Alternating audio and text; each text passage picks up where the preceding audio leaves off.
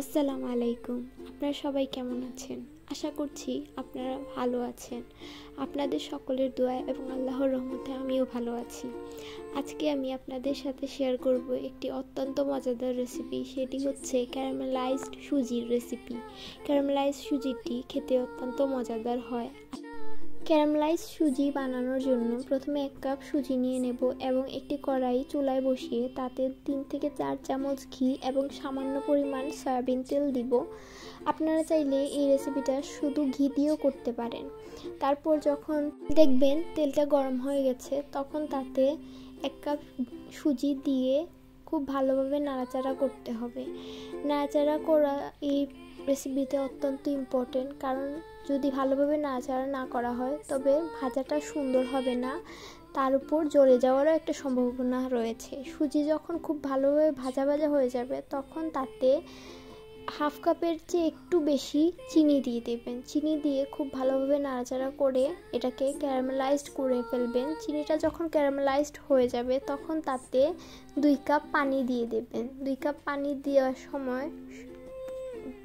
সময় অনবরত নাড়াচাড়া করতে হবে যেন কোনো ধরনের লাম্পস ক্রিয়েট না হয়। এই সময় কোনোভাবেই নাড়াচাড়া থামানো যাবে না, কারণ এই রেসিপিটাতে যদি আপনি নাড়াচাড়া বন্ধ করেন তবে সুজির লাম্পস তৈরি হয়ে যেতে পারে এবং খেতে তেমন একটা ভালো লাগবে না। সুজি ঘন হওয়া না পর্যন্ত নাড়াচাড়া করতে হবে। এখানে এই রেসিপিতে আমার প্রায় 3 কাপের মতো পানি লেগেছে। পরবর্তীতে আমি আরও কিছু পানি অ্যাড করেছিলাম।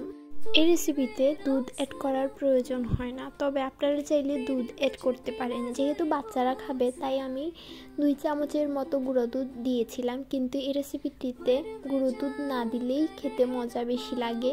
আপনারা চাইলে দিতে পারেন অথবা স্কিপ করতে পারেন। গুঁড়ো দুধ দেওয়া বা দুধ দেওয়াটা এটা অপশনাল।